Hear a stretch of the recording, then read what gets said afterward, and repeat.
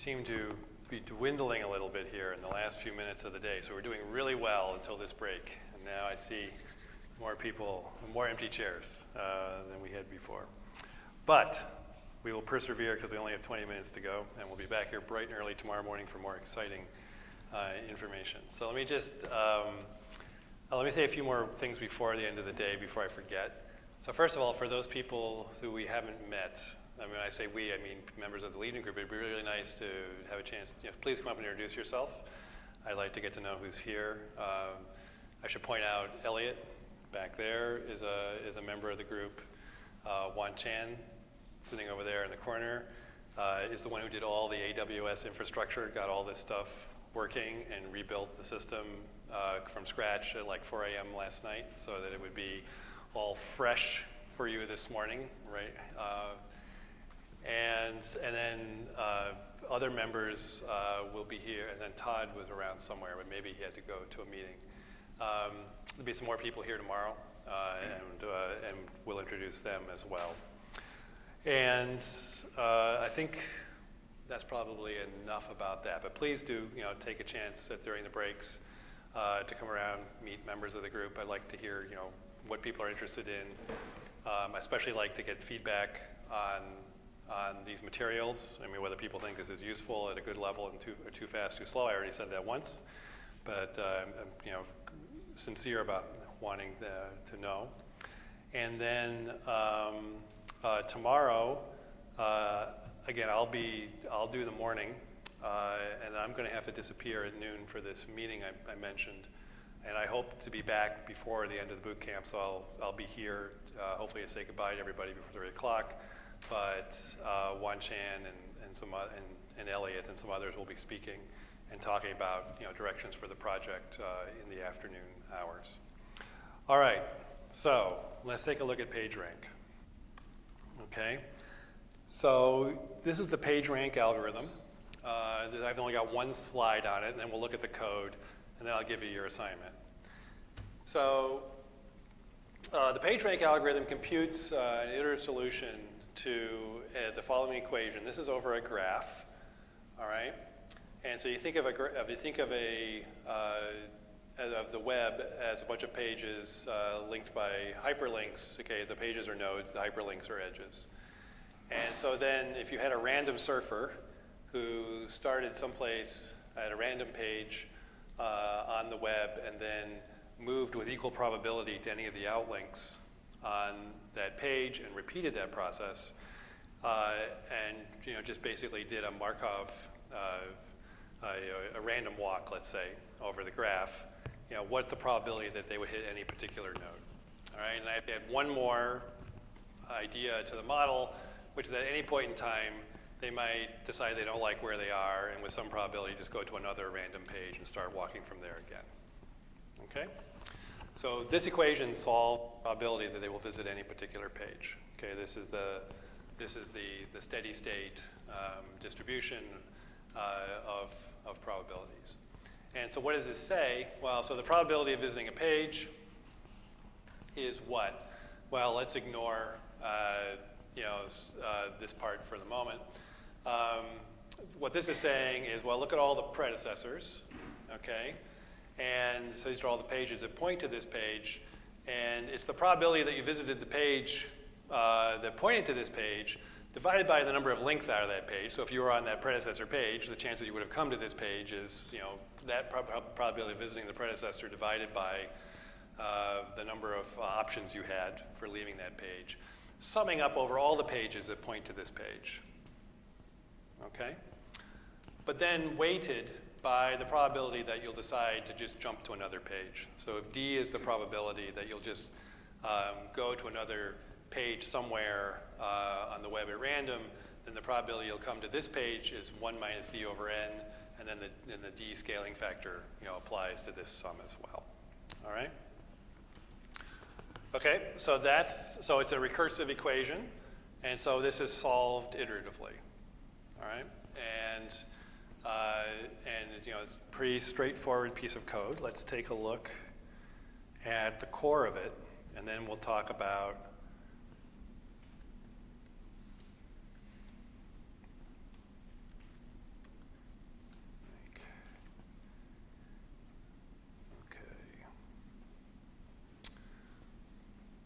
All right, so let's just walk down through here. So what's a page? Well, it's a field space.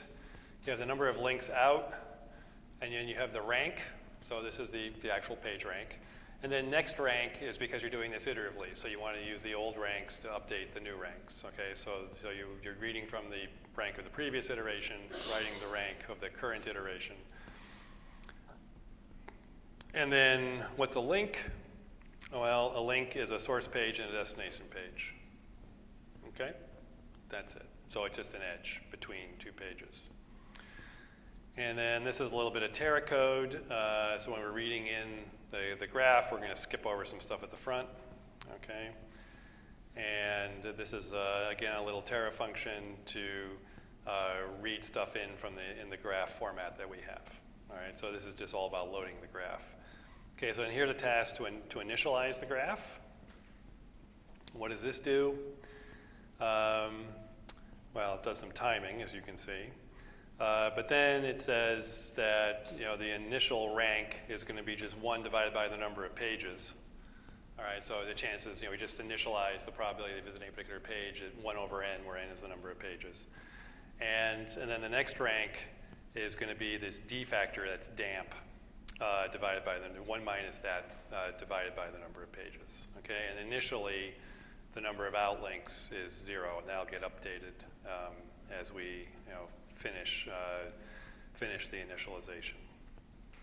All right, so then without going into too much detail, here's a bunch of stuff that basically reads in. What are we doing here? This is going over all the links. Okay, so it's iterating through all the links, and then updating, the number of outlinks, and setting up all the data structures. Okay, and so that's the graph initialization piece. And then to do the actual ranking of the page, here is the function. So what does it take? It takes source pages. It takes a region of source pages, a region of destination pages. It takes a region of links between pages. It takes this d constant, and then it reads from the links, the source and destination page. It reads from the source pages the rank and the num links, and then it reads and writes the destination pages, the next rank field. All right. So one of the things you might experiment with here is trying a reduction instead, because when you update the destinations, it's just a plus equals, and so you could potentially use a reduction privilege here, and that might be more efficient than using read and write. Okay, but it depends on some other choices that you might make. All right. Okay, and then here is the whole. Here is that. Well, where did it go? Here's the sum. Okay, this is the summation in the equation that I showed you. All right. So. All right, and then we calculate the squared error. Okay, so this is just sums over the square of all the changes in rank of all the pages. All right, so this is a measure of how close you're getting to convergence. Okay, and once this falls below a certain threshold, that's the termination condition. And then this is something to print out, the ranks if you want for debugging. You get a bunch of nice stuff, okay, that gets printed at the end. When this finishes up, okay, so this actually just prints at the beginning, so this is telling you all the stuff that you're going to do, and then you build this is allocating all the regions, you initialize the graph, okay, and then here, this is kind of the guts of the setup. This is where the partitioning is done. Okay, so we partition, so this partitions the pages into a number of equal buckets, all right, and then it partitions the links based on the pages, all right? So this is node-centric partitioning. Okay, and then down here is this is the main loop, all right, and it says, well, it's not converged, we're going to keep going, count the number of iterations. We launch a job over each of the subregions here, okay? Sending them their subregion of source pages, destination pages, and links. They compute the ranks for those subregions. Then we do the same thing for computing the square, the error. All right, so this is again a task over each subregion, in this case just of the destination pages. And we check if we've converged and we loop if we haven't. Okay, and then down here it talks about how long it took to converge and tells you how long it took. All right, so that's it. So the problem statement is, can you find a better partitioning? Okay, is there a better way to break up the data structures that would result in better performance? All right, and one variable in that might be this permission, whether you want this to be a reduction or a read-write. Okay, and so you can just play with this for a few minutes and see what you come up with. All right, and then I'll show you the one that we think is the best. And of course, if you want to peek at the solution, it's right here in the directory. Okay, so it's just those 3 lines of code plus this permission is the only things that there are to play with, but it gives you a little chance to play with dependent partitioning. Think about how you want to break these things up. Okay, and the nice thing is that it shouldn't matter how you break it up, okay, because it should still run correctly. It should only affect the performance, provided you define the same partitions. Okay, so long as you compute the same data structures, you will, or at least things with the same names and types, the whole thing should work correctly. All right, so I want to take a few minutes to do that. Let me show you a little bit about running it.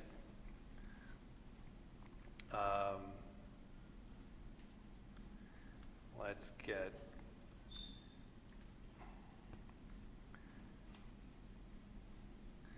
so there's a bunch of stuff in here. So, sorry, that wasn't the one I wanted to look at.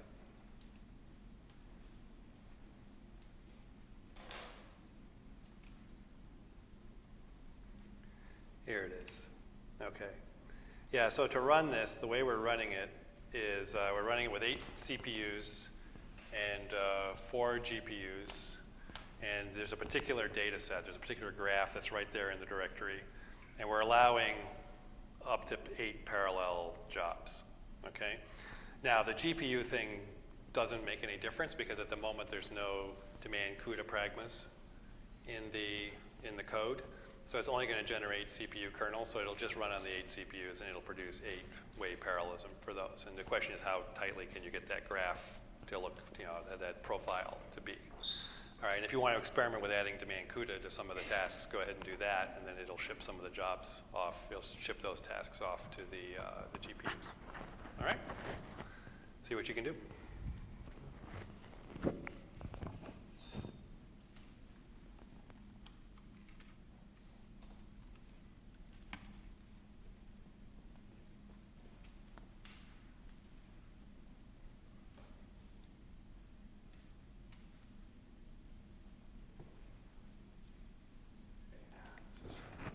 All right, so the main thing in the solution that we prefer, let me see if I can find it. Here it is to flip around the partitioning and partition the links first and then the nodes. And this seems to lead to a better performance than partitioning nodes and then edges. And this is something people have observed about other graph algorithms, that actually trying to put an equal number of edges in a partition is better than trying to put in an equal number of nodes, just because the number of edges associated with a node is very skewed. And so you do better in general by first partitioning edges into an equal number of things and then dealing with the nodes rather than vice versa.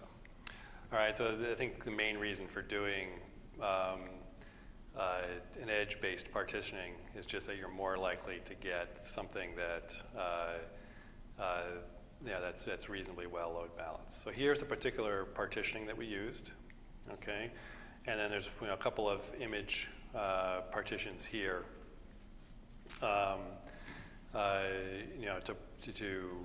just based on the links. So using the links partition to get the source and destination pages. All right. Okay, and then this causes a little bit. Actually, so then the rank, the page rank is done the same way, and the squared error and all that. And then the other change was indeed, as hinted, to use a reduction reduction privilege here that just allowed more things to go on in parallel. And now I ran this with only 8. So first of all, let's zoom out, and I'll show you kind of what the current situation is. So here's what the timeline looks like for this. Okay, so there's this startup here, and I don't even know what this is. Oh, this is initialized graph. So this is reading in the graph, which takes a huge amount of time. Okay, and then these big fat red boxes, this is our current low performance implementation of dependent partitioning. All right, so this is what's going to be replaced in a couple of weeks by something that should be barely visible. So these are, I said the interface is implemented, but this actually doesn't perform very well right now. And this is about to be replaced with a real implementation that will. And the actual PageRank algorithm is all this stuff over here. Okay, so this is where the actual PageRank computation is happening.